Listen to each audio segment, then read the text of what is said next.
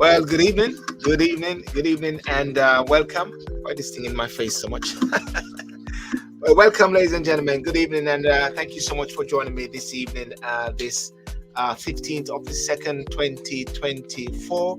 This Thursday evening. For those joining me on TikTok, those joining me on Facebook, those joining me on YouTube. I want to thank you so much for joining, and of course, it's always a great pleasure. And those on Instagram as well. Ted, I can see you there. Let me see those on Instagram. Yep. Well, good evening. I want to say it's a great evening, and every evening is a great evening. And remember to like and subscribe, and as much this evening. The topic tonight is going to be about the UK recession. Well, of course, let's talk about the big news of the week. What is the big news of the week? What is your big news? What's your news in review? What's your news? What do you say is your news?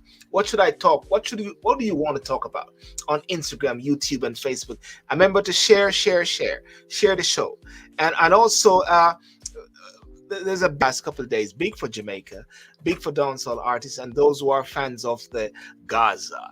You had the Privy Council of recent days on Tuesday, Wednesday, and Thursday.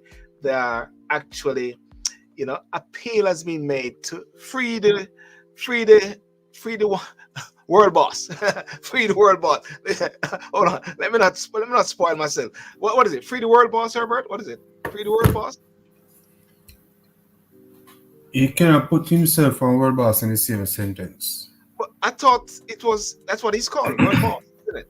No, that's the moniker that he gave himself. But isn't that what they call it, the world boss? Well, his followers call him that. Yes. That's what his followers call him. But in truth and in fact, you cannot put him and world boss in the same sentence and call it correct. So, what is it that we call a world boss then? What do we call a world boss? That's someone who has contributed something to the world in a positive way. Okay, so you talk like a Bob Marley then? There you go. And a Trump? No.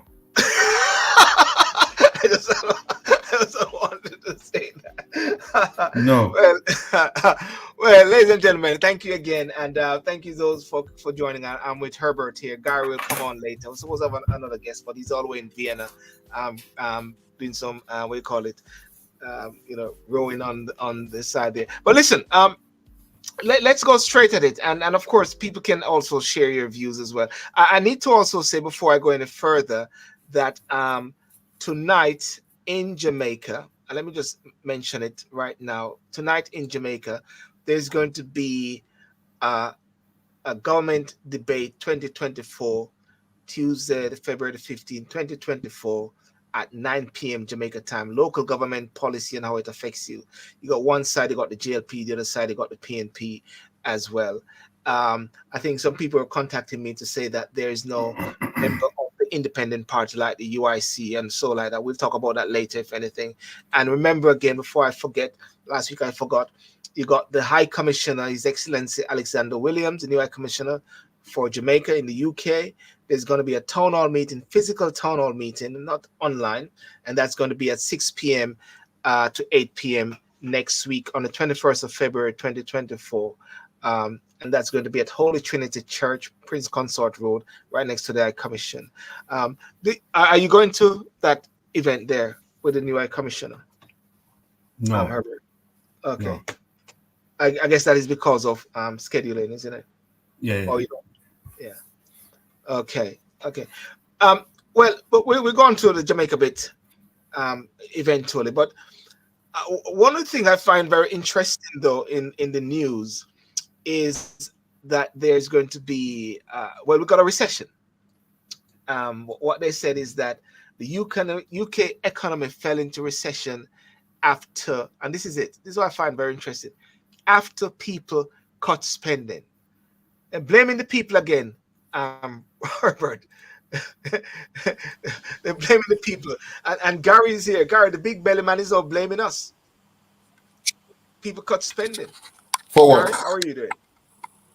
What do you mean, Well, Gary? I'm all right. good evening. Herbert, how you doing, man? I'm all right. Yeah, You all right? they've said that. You look They've said tired. that the You UK. look tired. Yeah. I've been up since what? Since 4 o'clock this morning. Wow. Yes, I've been Yeah, up from 2 wow. o'clock this morning. That's not And too and Sylbourne, have you talking about the big belly, man? Shouldn't let that worry, man. No, you see, the double fan work for idle hands, you know. True. Listen. What I can say, Gary, is that, and I'll put it up here. The UK economy, what they said as going to recession, and that is because of the fact that people have somewhat stopped spending. You know, people have stopped spending. That's what they say, Gary. People have Because we don't have what to spend. Yeah, the UK economy fell into recession after people cut spending. People spending less, doctors' strikes, and a fall in school attendance dragged the UK into recession at the end of last year, official figures show.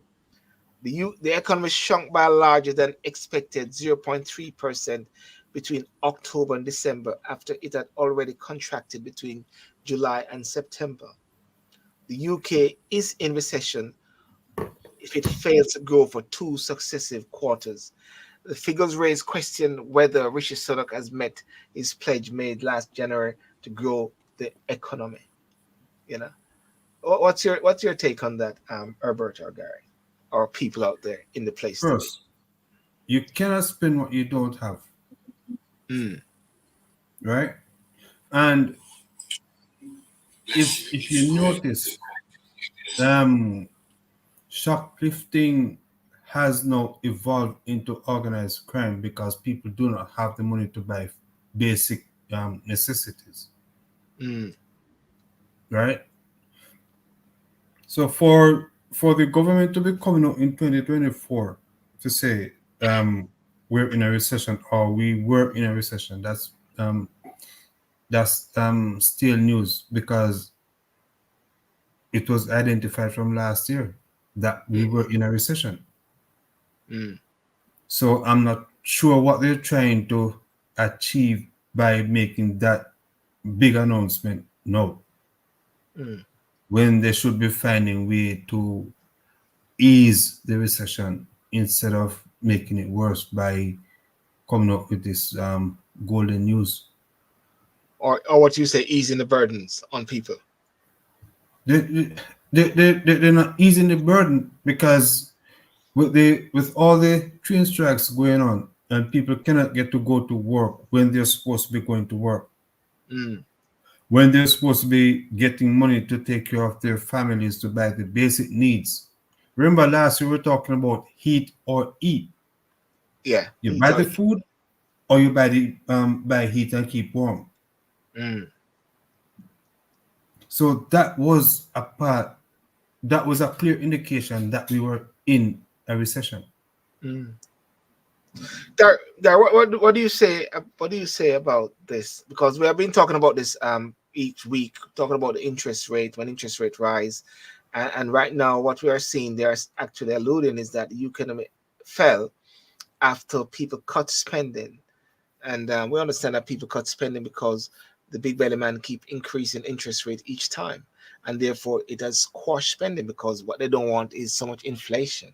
So they're trying to control us, control people. Gary's on mute. Oh, Gary's on mute.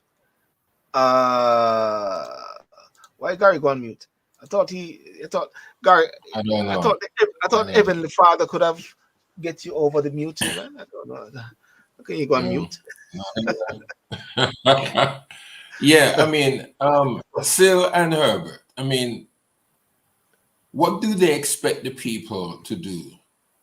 How do they expect the people to manage their own finances? Gas and electricity has gone through the roof. Food items has increased. Yes. Interest rates have gone up. So people have to more or less put money aside so as to tackle even the bare essentials. Now, how do they expect the people to then spend, as Herbert says, if they haven't got the money to do what they think they need to spend on? It's ludicrous. I mean, they keep doing things, the government and or people in industry or people who has the ability to turn the taps on. And when I say turn the taps on, I mean to flip the switch for people to spend. But yet when people then has things to address, such as, again, household bills, mortgages, clothing, food is going through the roof.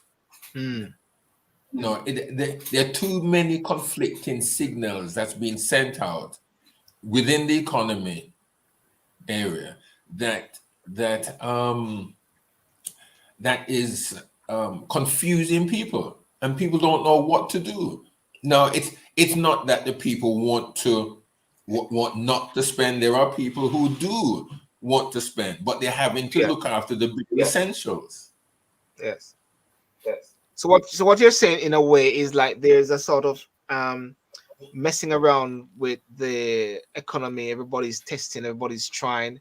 Do you think we're not economists, I'm not an economist, but do you think in a way one should sort of let a sort of free rein and let it flows instead of trying to control things? Because it says, nevertheless, excluding the COVID years, the annual growth figure is the weakest since 2009, when the UK and other major economies were reeling from the global financial crisis, when banks lending almost grounded to a halt. Yeah, because there are no qualified individuals.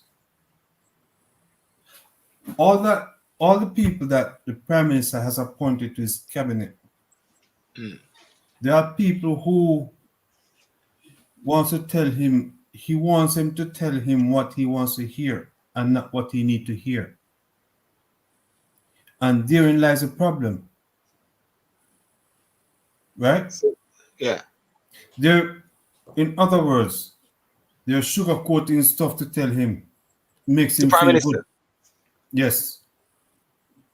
As opposed to give him the raw medicine, which doesn't taste good, but it is effective.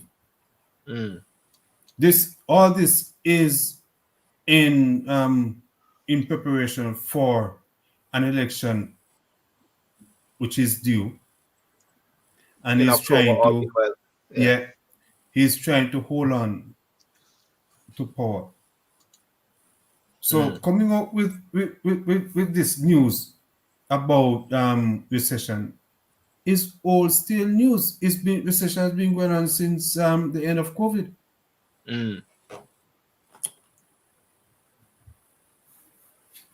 I wonder what Garry, what do you say regarding this? As Gerber said, recession has been going on since COVID. The pressure has been there.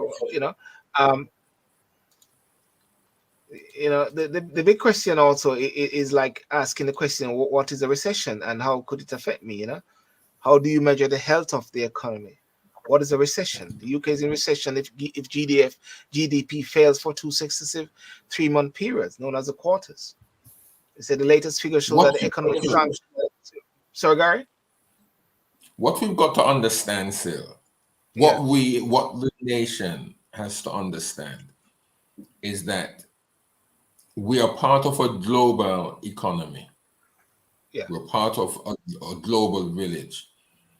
And whatever is happening to us in the UK is not, it does not necessarily have to be that it started here or to say that whatever we are experiencing is because of what the government has done here per se. It's what's happened in other areas and in other regions of the world. So what happens in the US affects the whole world, whether we want to accept that or not. Whatever happens in Europe affects Europe and the whole world. Whatever happens in Australia, in New Zealand, or in other areas of the world affects the world. So we've got to understand that sometimes when the Bank of England makes a decision, it's not just based on what's happening solely within Yes. the UK economy, because sometimes, not all the time, but if anybody listens at times whenever the big belly man speaks, he speaks and Mm. he addresses what happens here because of what may have happened on the stock markets of Tokyo or on the stock markets of Germany or on Wall Street. It hasn't come here yet, but they have to watch. They have to watch the signals that have been sent from other Mm. areas of the economic or the financial markets, so that at least when it filters through down to the UK economy, it doesn't give or it's not felt as harshly as what they believe or whatever may happen. Because obviously in Europe, or let's say if the stock markets on Wall Street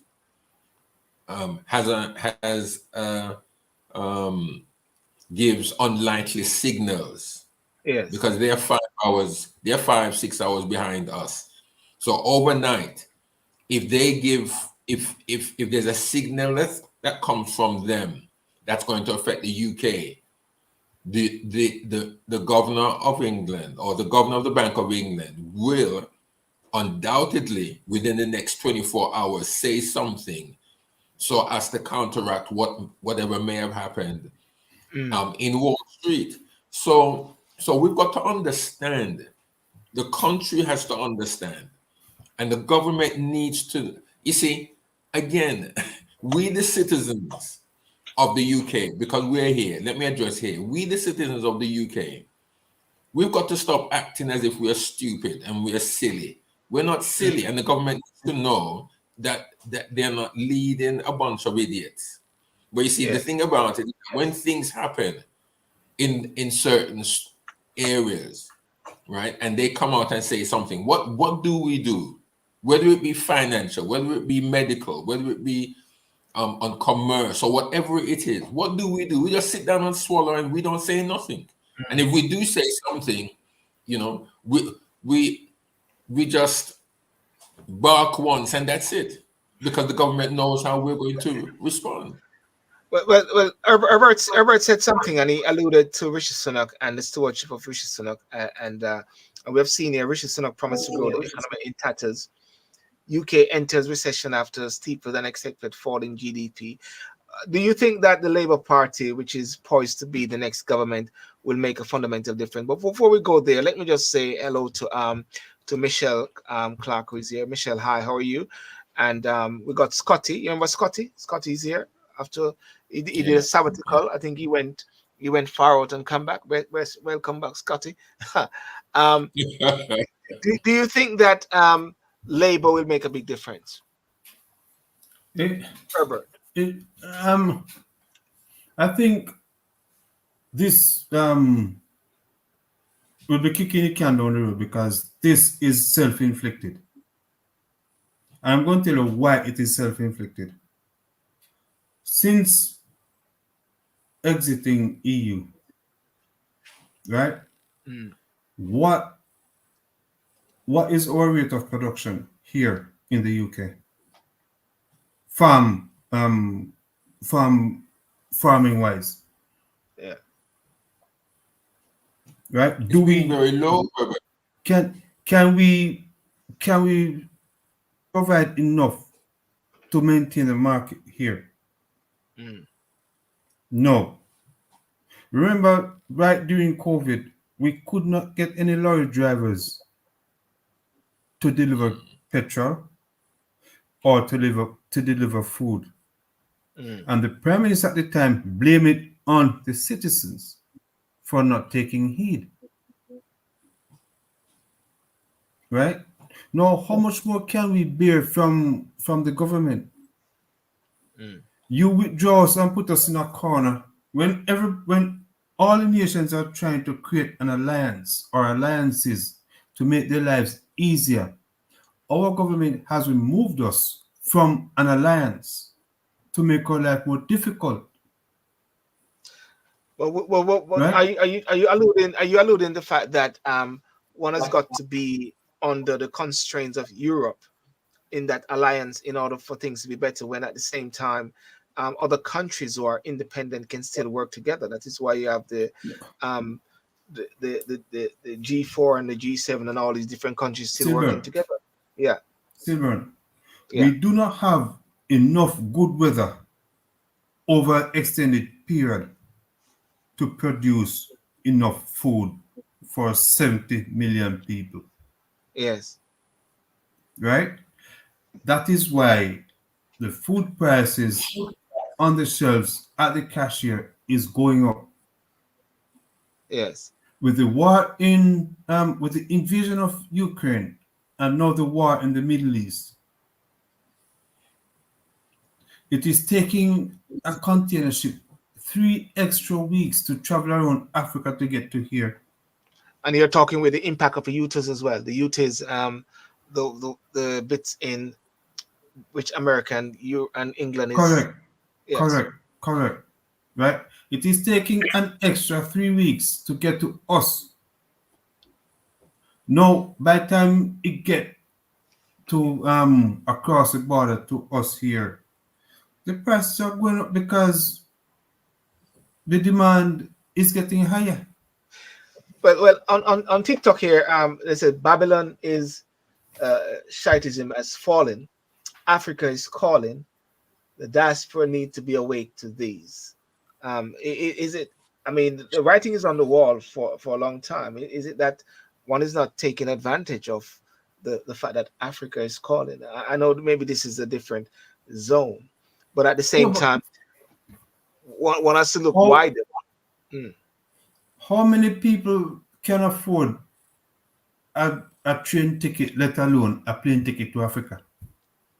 uh, well, I think lots of them now are saying visa. I mean, enough is enough. You can actually say. I mean, it is Silver, one thing to say. Silver, I'm just speaking to someone here so they answer can the question. country. Yeah.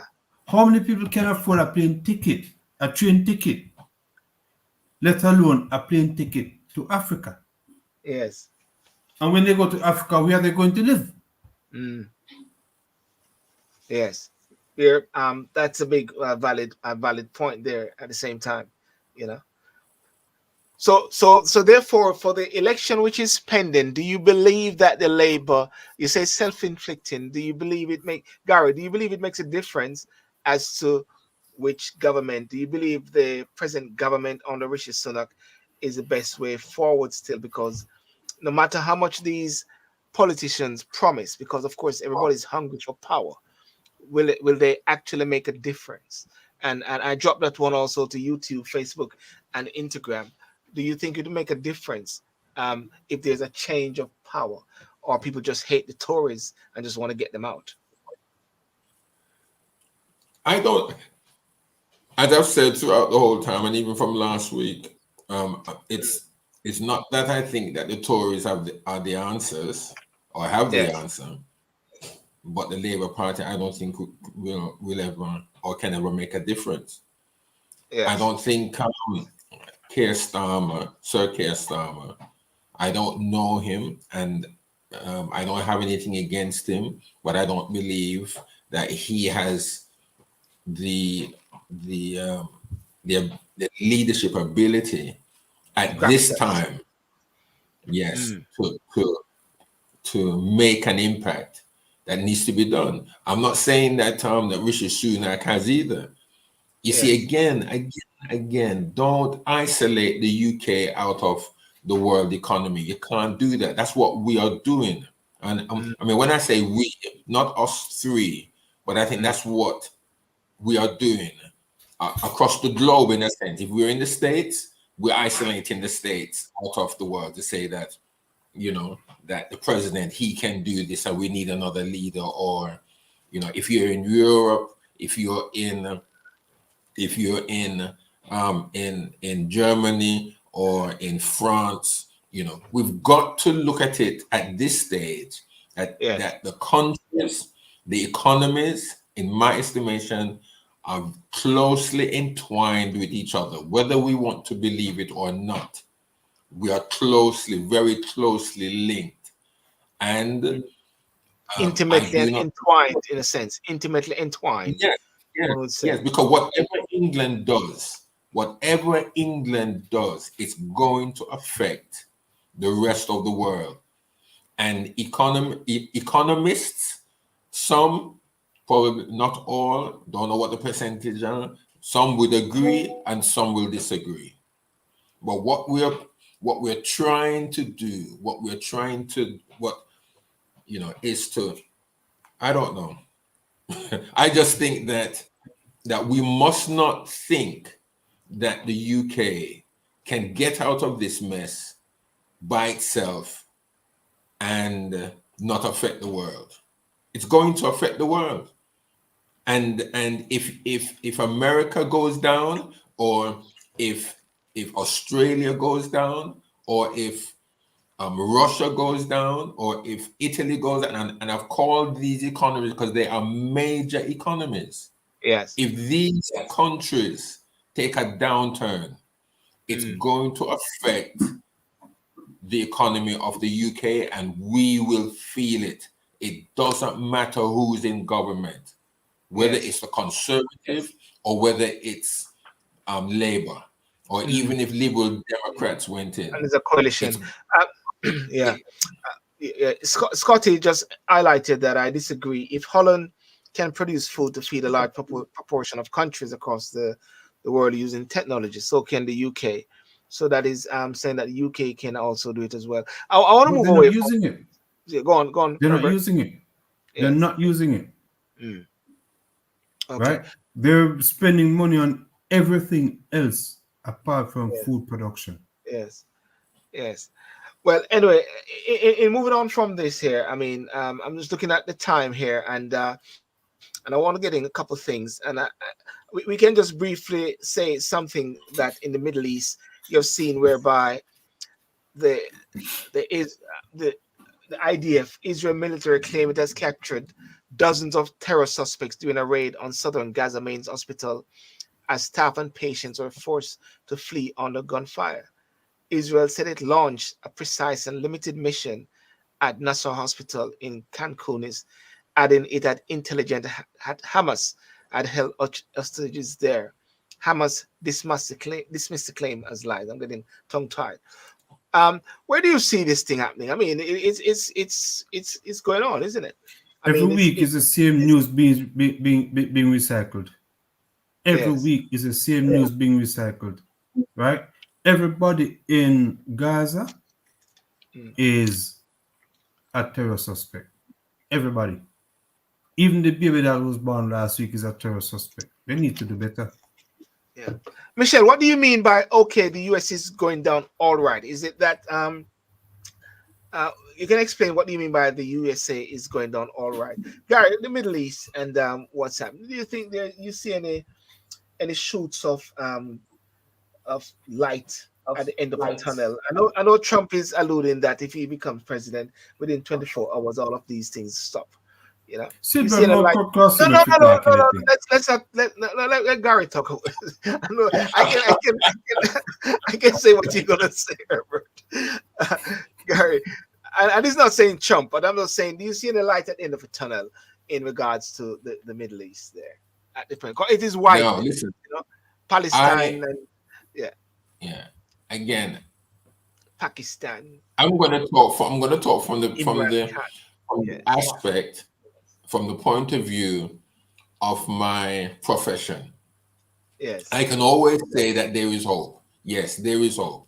I could always say that they need to come to the table and negotiate. I can say that, and I can agree with that Benjamin, Benjamin Netanyahu could stop it and could do this and could do that. That's fine. What's happening in Palestine, it's not nice. It really isn't nice. And what happened on October the 7th and whatever, and happening in Israel is not nice either. Yes. There is pain on both sides of the divide. One feeling it more than the other. And my heart goes out to all those concerned. But in proper answer, to your question as to whether there is any hope in sight, I cannot say that there is any hope in sight for any peace. Why? Because of what I'm seeing that the scriptures are saying to me. I have to look at it in that. I cannot ignore the fact of scripture. I cannot. These things are going to happen. Whether we want to delay it now and wait till later, it's going to happen. Things are going to happen that we are not going to like.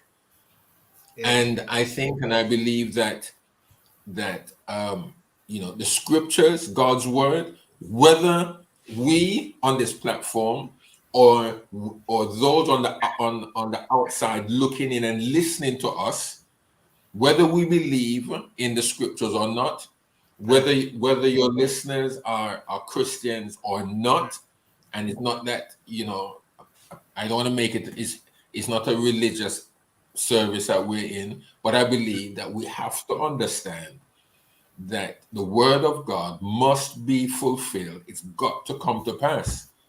And in coming to pass, we will not all understand, neither agree, but the word of God must be fulfilled. And so we've got to be able to go ahead. Go ahead. So what you're saying, what is happening before us is somewhat deemed to be inevitable.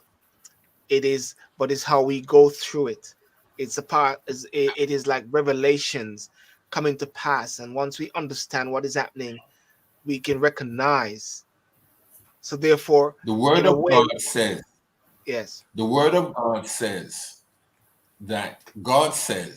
that my word will not return unto me void, but shall accomplish. It's not only the good things. We as preachers, we only talk about the blessings of God and the good things that the prophet, our so-called day prophets, say. Good things and prophesy wonderful things. And you're going to get a car, and you're going to get a house, and you're going to get a job, and you're going to travel, and you're going to do all these good things. But what about the other things that God says is going to take place? Yes. The Bible talks about things that are going to take place. And his word is not going to come back to him as if he's an idiot. Our God is not schizophrenic. He does not speak and things don't happen. From the very beginning of time, Jesus spoke the world into existence. The only thing that he made with his hands was man. Everything else he spoke. Yes. So why is it that we must believe that what is happening now is unexpected? It is expected to happen. I think we've got to smell what's in the kitchen. Yes. Well, as someone says in TikTok, he said, "I agree. Prophecy is fulfilled." Someone said what Michelle said was the USA is going down. All right, mean to say the USA is falling. Is that what you're saying? Or is it Biden is still falling? Is it Biden falling or USA is falling? Is it that Biden represent the USA? What? Every week are the same regurgitated news. What I'm saying, the USA is falling. And at the same time, Michelle, he said the USA gonna be the power country. I think you meant USA is not gonna be the power country anymore. Is that what you're saying? You said USA gonna be the power country anymore. I think you mean USA is not gonna be the power country anymore. I don't want to put words in your mouth. You can clarify. And someone, Scotty says, Michelle, the USA will crumble if Trump doesn't become president, and that's what creating destabilization of the USA. Herbert, Scotty just said the USA will crumble if Trump doesn't become president, and that's what creating destabilization of the USA. We have seen of recent days that Biden has been making statements and his faculty is not there. And I'm not one to hit at someone who is old and has cognitive issues, but it's obvious that he has cognitive issues there, whether they like it or not, and no matter how they try to manipulate and use him. Well, and Trump is coming in and saying things because it seems like there's no other voice out there, not a voice which is coming through other than Trump as an alternative, and that's what seemed to be happening. Listen, what do you say about what Scotty says? I agree with Scotty. The reason being, right? Trump is not the man to take the world, to take the US forward, right? If you follow his record of failures from the 1990s, he's the only man to own a casino and run it bankrupt, right? Trump is the only man to start a university, and within the infancy stage, the students have sued him. Okay? Ever since, Trump has been grifting the US people, and it continues up until today. He tried to extort the Ukrainian president into investigating Biden before he can get some money. Yes. He's buddy with the leader of North Korea, Russia. He loves Orban, war without end. He loves President Xi. All those people are dictators. Yeah. But the point about every citizen of the free world is trying to move away from authoritarianism. Yeah. Trump is trying to bring the US into it. Yeah, but what is happening though at the same time, which is facing us, is that the people are actually gravitating towards a Trump-like figure. It's still out there.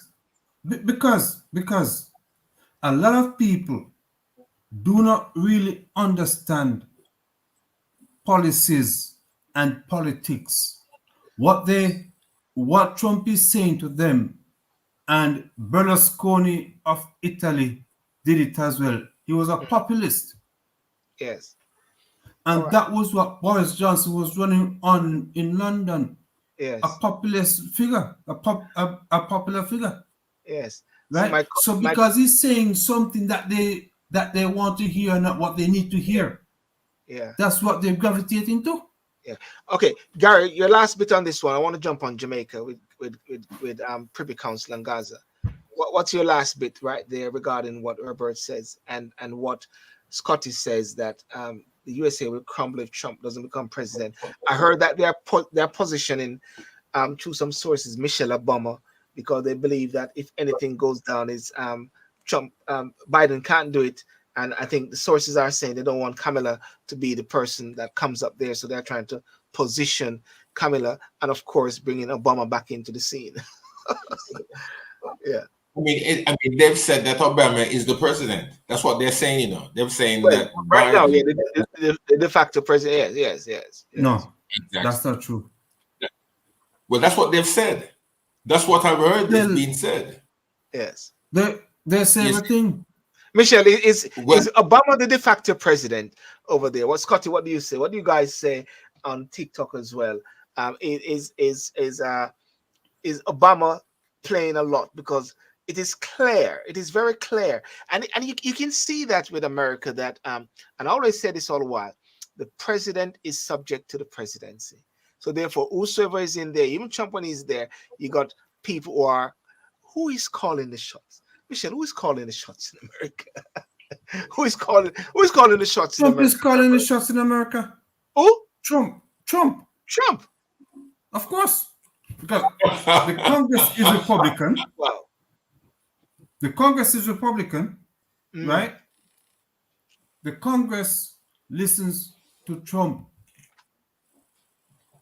They told David Cameron to kiss whatever. Yes, I saw that interview. Yes. I saw that interview, right? And I think as I wouldn't put that woman out in the public to walk a dog, let alone to represent me. Yeah. Who's that? Good afternoon, Jamaica Fencer. Saying hi to Jamaica Fencer as well. A person joined me on TikTok on Marjorie Taylor Greene. Yeah. Right? She was one person who supported the January 6th riot, insurrection. Yes. She was one person who was always said, allow Trump to do what he wants to get what he wants. Mm. Okay? All right. Yeah. Yeah. Well, the election is coming up very soon. I don't know if you guys gonna go to America. Michelle, can we go to America to help with the election over there? Very soon. You got the different elections are happening. You got the US election is due very soon. You've got the UK government election is due in 20 October, and May the 5th. You're gonna have also the mayoral election whereby Sadiq Khan could be, or the lady for the Conservative could be the new mayor.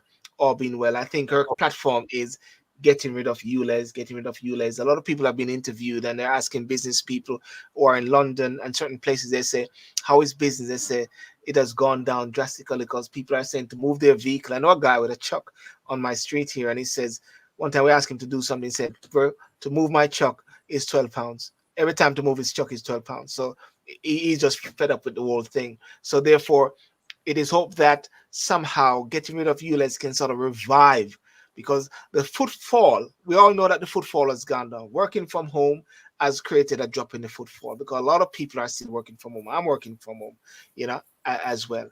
And I believe with the whole ULEZ, it has created a lull in the system, and there need to be a reviving of the economy as well.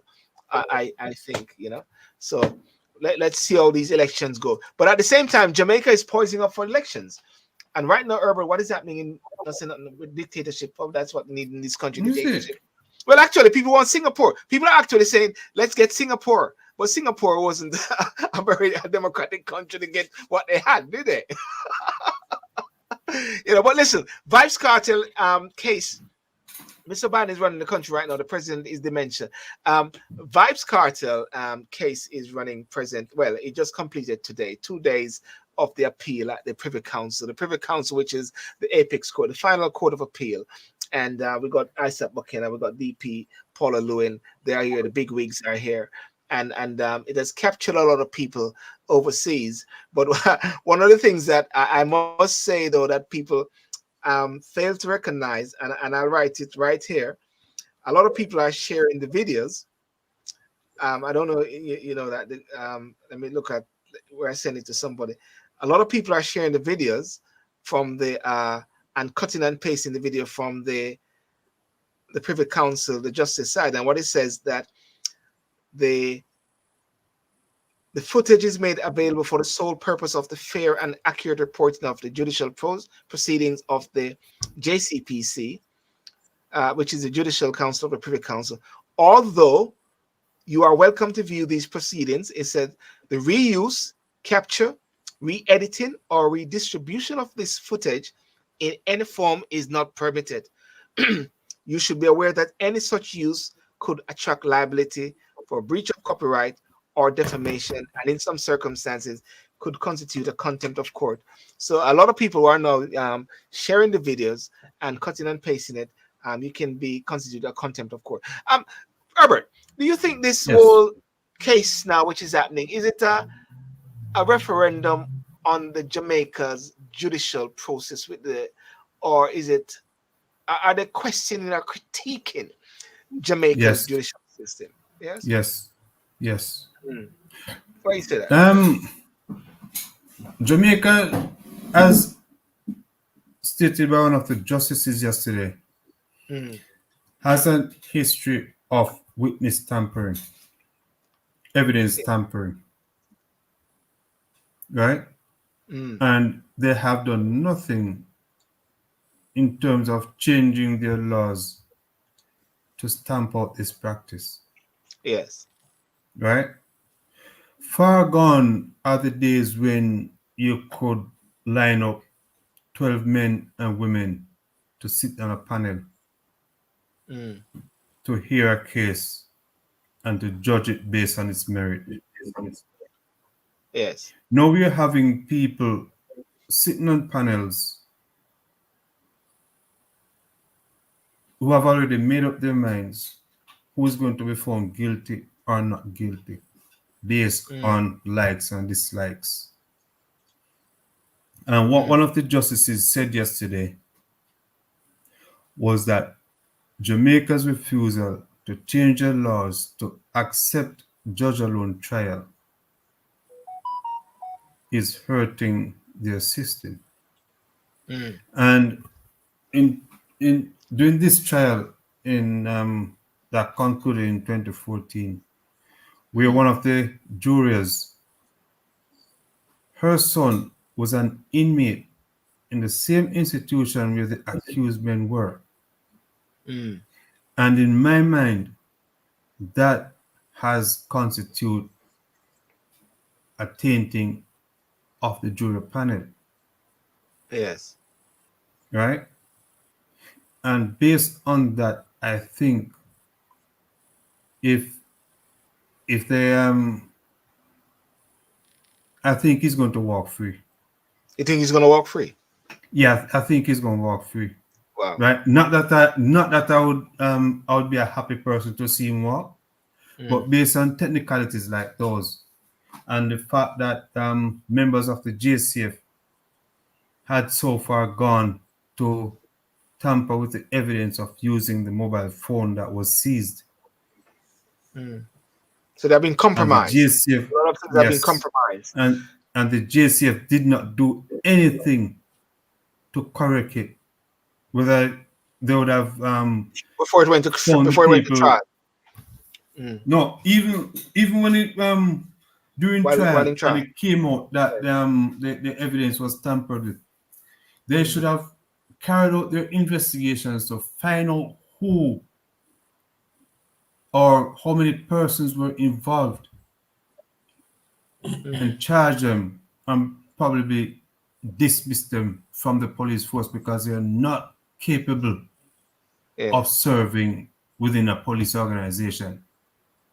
And you see, fast forward 20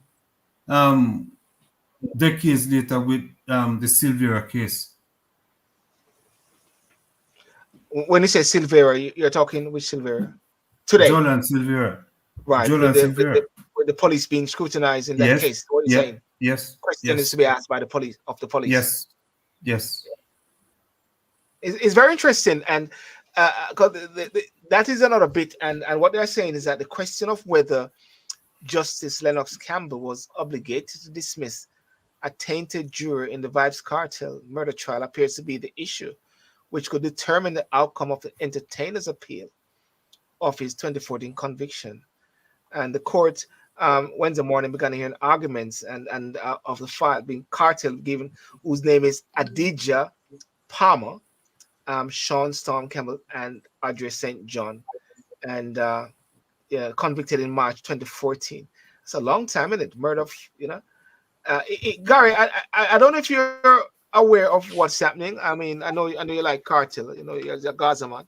Sorry.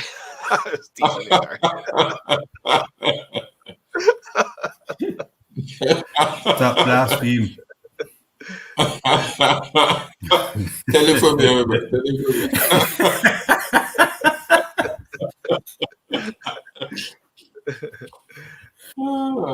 B&B. I'm not really au fait with all of that, I'm not really up to date with that. But I think you see, what can Jamaica do? I mean, what Jamaica is in a mess. Jamaica is in a mess politically. Jamaica is in a mess because they put themselves in that mess. Self-inflicted wounds. Self-inflicted. Self-inflicted. Because if Mr. Anderson is supposed to retire, they said very soon, the police commissioner. I heard that today. Is that true? I don't know, but I do not think he's a proper fit for the police force. Yes. He's not. He has no ideas. I jump into that bit there, Right? All he has done to me is militarize the police. Yes. Right? And from what I know, the police force was meant to be separate and apart from the Jamaica Defense Force. The police force is the one that was a face of government or public service.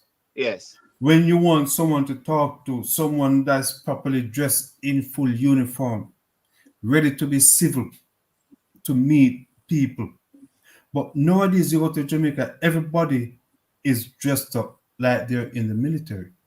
And have on a face mask. You can't see And who's about a face mask, you cannot know, you don't know who you're talking to because their regulation numbers are no longer on display. really. All that's all that is on is on display is the Jamaica flag Oh wow. and the JCF badge, Oh wow. The right? number is not there. The number is not there. The Is number it is not there because the force regulation, from what I remember, right? You must wear your regulation number when you're properly dressed in your number one uniform. Now, the Yes. number one uniform is a candy striped shirt, the red seam pants, Yeah. Let's stop that. Have they right? stopped that? Have they stopped that? The stuff the I'm sure I when saw. I'm sure I on, saw police the other day in Red Street, in Red Seam and Blue Seam. yes, yes, Uh, but it's very far and wide, yes. right? And because of that, the investigative purposes of the GSCF has taken a nosedive because the government is not investing in the scientific department of the police force, in the forensic department of the police force. Mm. And you can see instances where police are investigating cases and everybody that is not supposed to be there is here walking on the crime scene, contaminating the crime scene. As was Yeah. evident in Yeah. this case with Vybz Kartel, Yes. where members of the police force saw it fit to go destroy the evidence of the house in which the man was killed. Yeah, I want to hear from people what they think about this, because another way I'm looking at this is someone else. There are two things. I was looking at it in the way that Jamaica is poised towards removing the king as the head of state. Let's move over there, and also Matunda, who has been on the program, and a few persons have been saying, why are we trying to, or some have been saying, retaining the Privy Council as the apex court, as the final court of appeal, right? This is a classic case now where, let's look at this case now. Do you think that a fairness of the hearing could be heard by the Caribbean Court of Justice in comparison to the Privy Council, where they are totally abstract, not culturally aligned, and just looking at the law, the facts before them? Is this a case for preserving the Privy Council? It can be argued that way, Sylbourne. Right? Well, it will depend on the outcome, isn't it? I think it may depend on the outcome. Well, for one, it shouldn't take you 10 years to bring an appeal. Yeah. 10 It years. should not bring you 10 years to bring an appeal. Right? That means if the man is found not guilty, or if the Privy Council quash the appeal, and the man decide to sue the Attorney General, they'll have to sell Jamaica to pay him. So Vybz Kartel is due a lot of money now, isn't it? If anything. If the conviction is found to be unsafe. And therefore there's going to be questions now. Now there's going to be questions. You see, what I'm seeing here now is that this will open up a massive kind of worm loophole, because there's going to be question now upon many different convictions. Do you think so, Herbert? Of course. Wow. That is the reason why I was saying this has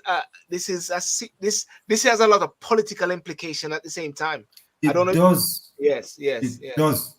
Right? Wow. Because the Caribbean Court of Justice, yes, right, in certain critical cases could have been moved to the island in which the case was tried, for ease of convenience. Yes. Right? What did we see on TV yesterday? The DPP and her deputy sitting down not making an argument. It's like they're here on a shopping expedition, Yes. Yeah. Why weren't they? Why weren't they? right? The QC. One of them was a QC. They're QCs. They're King's Council, isn't it? Casey, Yeah. right? And my thing is, you were the one who prosecuted the case. Who is best to argue it? Them. Is it because the justices doesn't understand our type of English, or is that you get cold feet when you come to these parts of the world Well, well, and well, to well, deliver well, yourself? You can't. well, people said they understood Isaac Buchanan more than the English guy was stammering right through. They couldn't really. It was all right through. Isaac Well, Buchanan was more clear. that's my argument. That's my argument. Why couldn't the DPP take the lead role? Yes.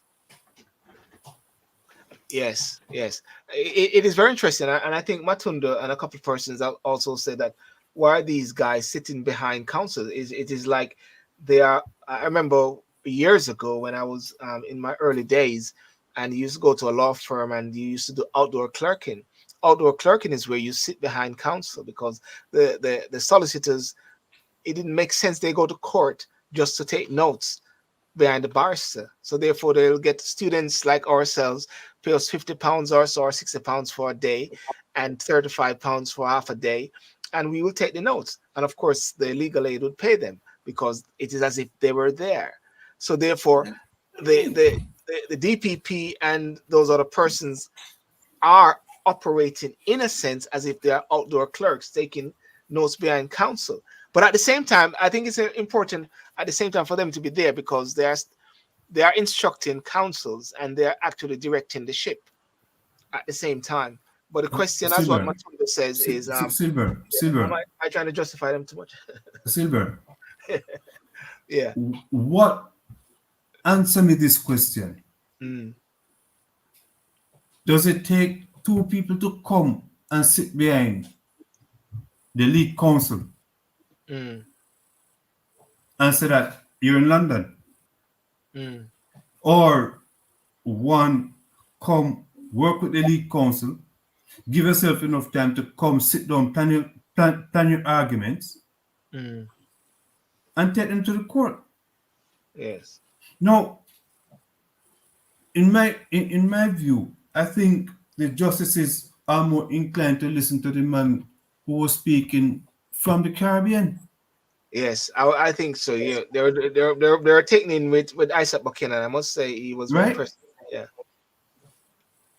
So if that man should walk, Mm. I would be disappointed but not surprised. Yes. So therefore, let's watch his space to see. Garry, what's your prediction? What is the Lord saying? About Vibe. The outcome of the verdict. The verdict. Will he walk I mean, or will he talk? listen. The trend of cases these days, the trend, the innocent get the guilty verdict, and the one that has done the crime is always let go. That seems to be the order of the day. Yes. And so I wouldn't be surprised if he walks. I wouldn't be surprised at all if he walks, because that seems to be the trend of our legal systems across the world. Anyway. But for another discussion will be, and I believe with the outcome, there's going to be a very, depending on the outcome, if he goes free, there's going to be a serious discussion questioning the legal system and a lot of persons who are presently incarcerated. Janet Monday, someone said, I'm sorry, sir? The DPP need to hang up our wig. Yeah, well, somebody said the DPP is very corrupted and working for the government and the big boys. That's what someone just says right there. I think Sylbourne, the investigative skills of the Jamaica Constabulary Force, of which I was a part, right, has taken steps to where you can see a bit of improvement, Yes.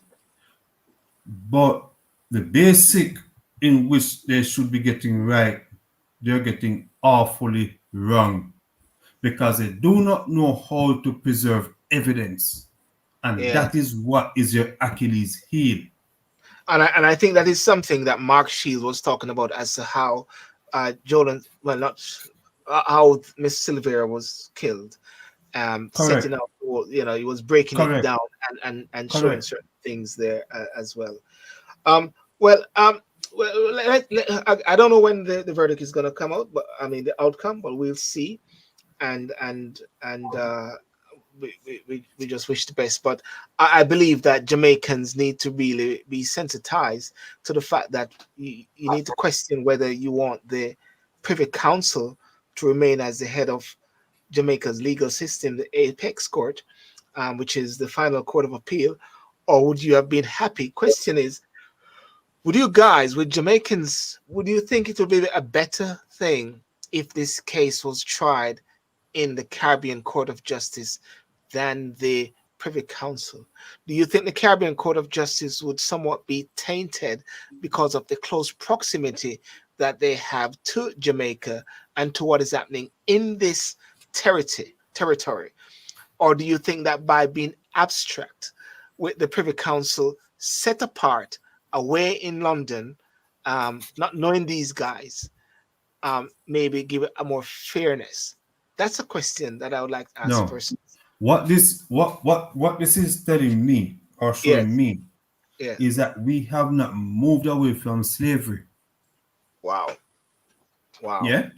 Wow. That's a terrible We indictment, man. Yeah. we cannot allow ourselves to be governed by people of our own color.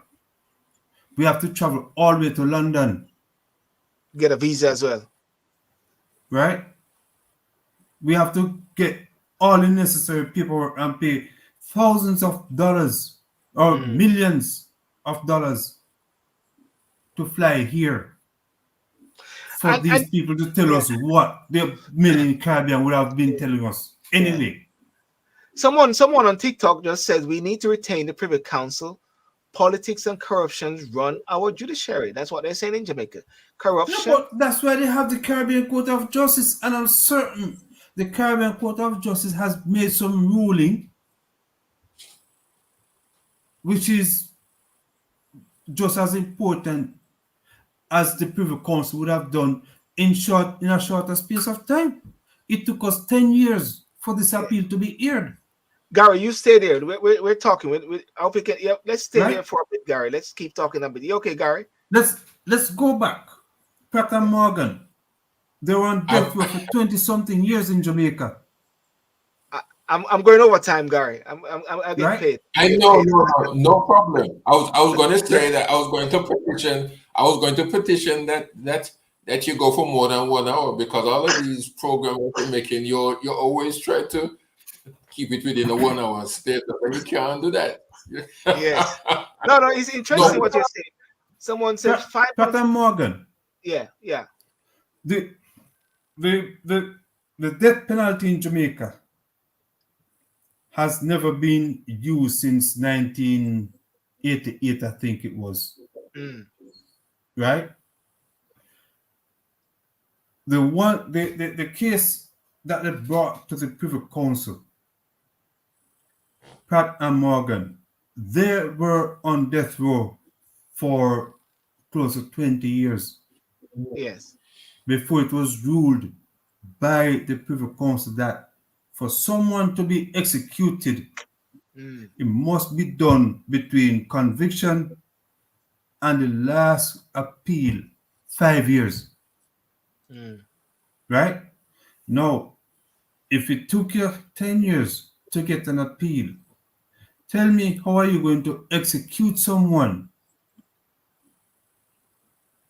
right, who has been lingering on death row for 10, 15, 20 years? Yes. Right? It's interesting because and I get a point right there. Someone says 5 months time, you're gonna get the outcome of the hearing. I don't know if that's it. I'm gonna check it out.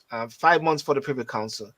Nope. Someone is saying about the Caribbean Privy Council and the Privy Council, the Caribbean Court of Justice and the Privy Council. They answer the question. Nope. Too close to home, and they're all buddies. They're too close to home. They're I don't all think so. buddies. I don't think so, because the Caribbean have some of the best juries Mm, in the world, yes. right? The Someone said, Caribbean, I'm informed, Mr. Sydial. I'm just saying, I'm informed. Yes. right? And no matter where you go, there's always going to be cry of nepotism, cry of corruption, no matter where we go. Yes. Okay? Well, yeah. Well, let's look at this bit here. Scotty, you can never get justice in Jamaica with the present government. And someone said, Mr. Sylbourne, you listen to Mr. Lawson, Mr. Rodrigan, Mr. Nelson can tell you that they know what they're seeing and digging up on the government with the criminals that they're going on the PM and his MP. Mr. Sylbourne, you listen to Mr. Lawson, Mr. Rodrigan, and Mr. Nelson, and you can tell. I mean, there's a lot of things which are being unheard. You know what I believe for Jamaica? While we're talking about this, I believe Jamaica really need this Truth and Reconciliation Commission coming from far back, in a sense, with this whole political division. And also, I believe that any government in Jamaica at present, and if the Labour Party loses the next general election, I would want to suggest and encourage that there should be a forensic audit of the different ministries in Jamaica, and that should apply also to the whichever is the new government or so. There need to be a cleaning house, there need to be a cleaning house as well, because nobody see can buy anything in Jamaica. Because 10 years, is it? When was the appeal lodged? Because if it is 10 years, that's an indictment. That's a damning indictment, Herbert. Sylbourne, the man was convicted. The men were convicted in 2014, March 2014. Wow, a bird Right? butt. Notice of appeal would have been served within the first 2 months of the man being sentenced. Yes. Right? Mm. So it went to the Jamaican Court of Appeal, and the conviction was stayed. Yeah. Okay? Now, from the Jamaican Court of Appeal to the Privy Council, it should not take 8 years. Yes. Yes. It should not have taken 8 years to get to here. Yes. Yeah. Is There's something to be said yes. about the judiciary and how the arms of the judiciary functions in Jamaica. Mm. And I think if Matano was here tonight with us talking now, he would have tell you, or he would have said that the DPP and her cronies need to go. Mm. Because they're failing the Jamaican people. They're failing the Jamaican public. There's no safety in Jamaica anymore, because you cannot be a witness and live free in Jamaica. You have to live under a rock like a crab or bullfrog or something, because the people in which you're hoping to give evidence against are coming after you and your family. They cannot provide a safe haven for a witness. What's the purpose? Right. So the witness protection bit there is defunct. One cannot achieve that in Jamaica. There's no witness protection in Jamaica. It's not effective. And that's the reason why it's not fit for purpose. Yeah. It is not fit for purpose. Yes. Garry, do you think Jamaica is ready to be a republic? Well, I was just about to say that. I was just about to address that, because if we're in this, if the government is in this state now as it is, Do you see any improvement if it should ever become a republic? No, it's going to get worse. It'll get worse. I mean, I listened to Herbert there when he said that the jurist or the legal system in the Caribbean or in Jamaica is one of the best in the world. I wouldn't doubt that. You know why? Because when you look and see how students, especially let's say when we were in school, the high school, all of us. I don't know about now. But when I look at my age group when in high school and go backwards in years, the stringent way in which students were taught and what they had to learn, even verbatim, if they were ever going to make it within the English system. It was strong, it was straight. It wouldn't bend. It didn't bend. I mean, if you couldn't pass 11 O levels and 3 A levels and then go into and head for Oxford University, Cambridge or Leicester or Birmingham University, you forget it, mate. If you couldn't go to the Ivy League universities of the United States, dog, eat your supper. As far as students wanting to make it, so the legal system in Jamaica was as such that it was probably higher than or on the same par as the legal system of the UK, of England. Now, that is why, again, Herbert has said, I think it was Herbert who mentioned, and others, that we're still under the colonial system. We're still the slaves and them the slave master, because they will say what they want to say up there, and we'll just say 3 bags full, sir. Yes, sir. Yes, sir. Yeah. So therefore, right now, everything is all shut down in Jamaica in a sense until the 26th, because everybody's focusing on the election, and tonight, for argument's sake, we know there's going to be this debate which is taking place at 9 p.m. Jamaica time, Thursday tonight, with two different parties, which is the JLP and the PNP. But some birdie has approached me to say that it is very disappointing that the UIC and other parties or so is not able to be a part of the debating. Is like not hearing another voice, Did somebody say shut down? Somebody say shut down? Who said shut down? Did somebody say shut down earlier? Did you say shut down, or Herbert? You say shut down, or I say shut down? Somebody said. Somebody said, "What do you mean by shut down?" I don't know what that means. I don't know. Somebody said, "Yeah." Do you think? And I'm looking at this whole thing regarding transparency, accountability, because there's a third party in Jamaica, or fourth party or so, which is the UIC. The UIC. Yeah, what are they saying? Well, they're annoyed that they are not involved in this camp debate, which is taking place tonight. They're actually for. Is there somebody here? I don't know. I think. Hello. Yeah. The Jamaican government, and I can only blame the Jamaican government, right? Yeah. For not allowing Jamaican citizens freedom of speech. People may argue, but that to me, that's why Jamaica is down on the corruption prevention index.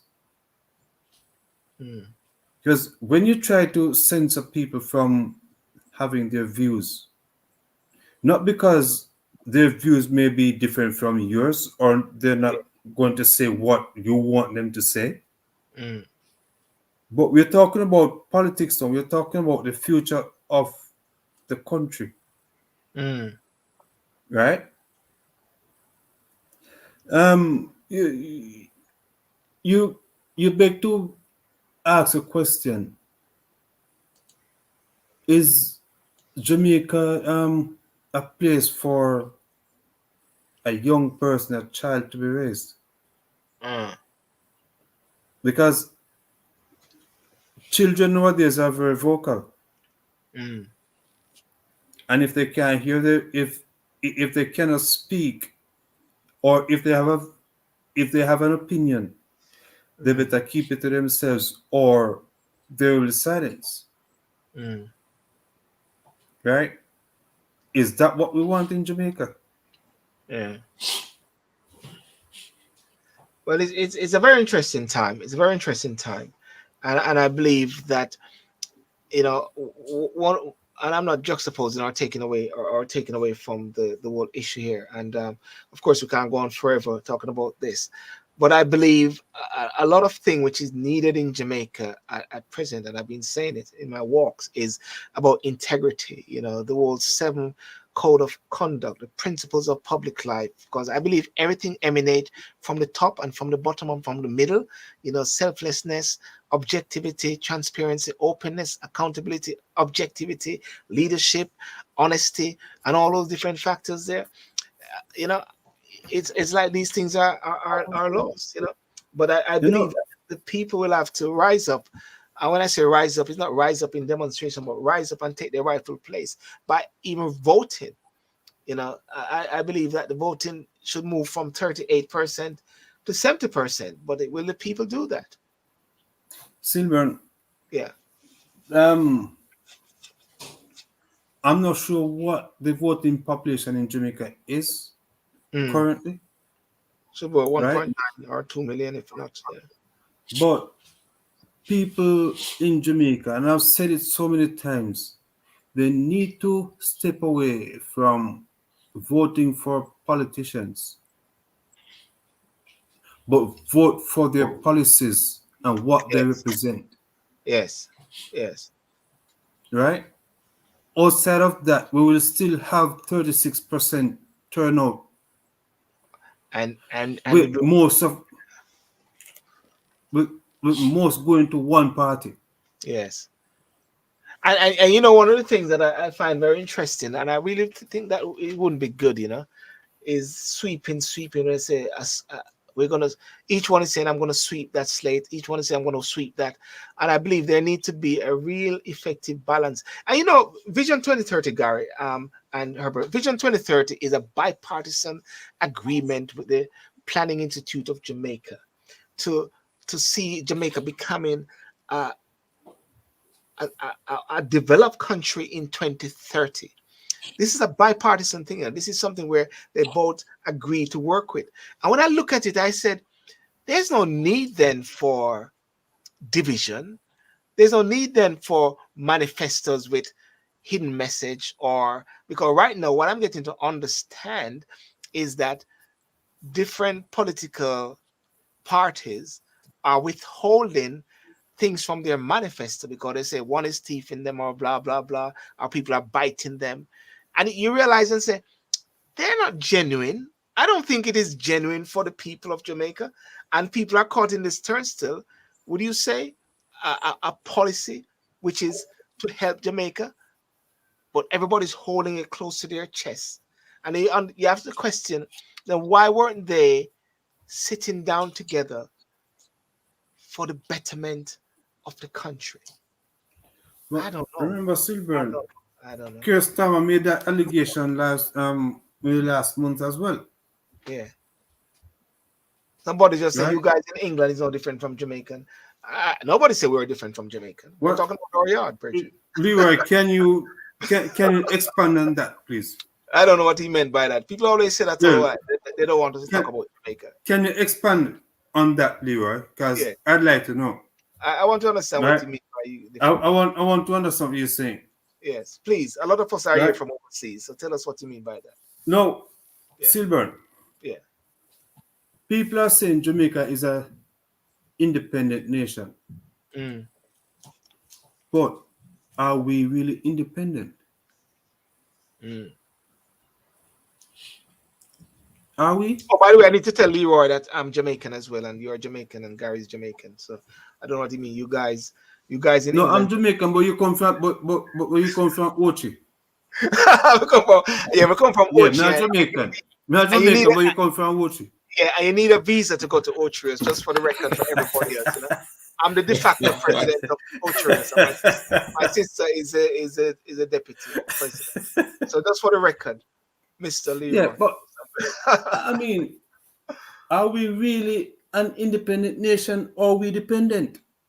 Yeah. Right? Because the things that we do as a nation determine where we go. And right now, we're sliding backwards. And you're not doing the moonwalk. We've been stuck at number 69 in the CPI, Corruption Prevention Index, for about 3 years now. Yes. Just recently, the Press Association is saying that Jamaica is suppressing press freedom. Meaning that they're journalists who cannot get information from the government. Yeah. And you beg to question it when the wife of the Prime Minister is the Speaker of the House. You know, that is one which baffles me, you know. And for the record, it is a legal position that she's in. But, it is a legal position. But there's something that they say, there's always this saying, perception is stronger than fact. Perception is stronger than yes. Legally, it may be correct. But ethically, it is not.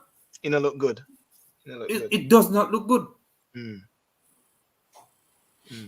And because of that, you see, Delroy Chuck came out and defended her position, saying it no matter if she's right or wrong, whatever she say, she's right.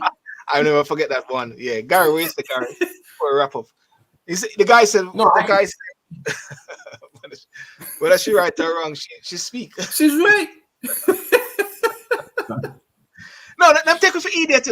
Honestly, sometimes I believe that they take people for idiots, and sometimes I see the Prime Minister even going around and he's making all these declarations and he's opening this and he's breaking grounds and breaking ground. And the Prime Minister is like a landlord, man. And I'm saying to myself, do they really take people for idiots? You know what I mean? Everybody know that this is election era. It baffles me, I must say. And the Prime Minister is like a landlord. You only see the landlord come at your premises at the mountain or close to the mountain to come cut grass or fix a pipe, just to remind you, say, boy, you still have a rent to pay. Wow. Right? The Prime Minister is encroaching on all the ministries, breaking ground. When the one ministry that is in charge of the Ministry of Defense is failing. Wow.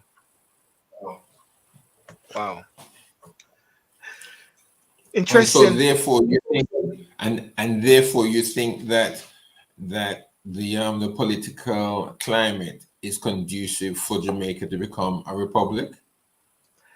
Based on all what you said, based on what you've just. Yeah. So, Garry, very appropriate question you're asking. Very appropriate question. Garry, from 1996, I think it was a year before that, there have been this talk about Jamaica moving away from the monarchy. It didn't just start last year, 5 years ago. No, you're right. Barbados came and did it, or Trinidad moved the needle first, and then Barbados came.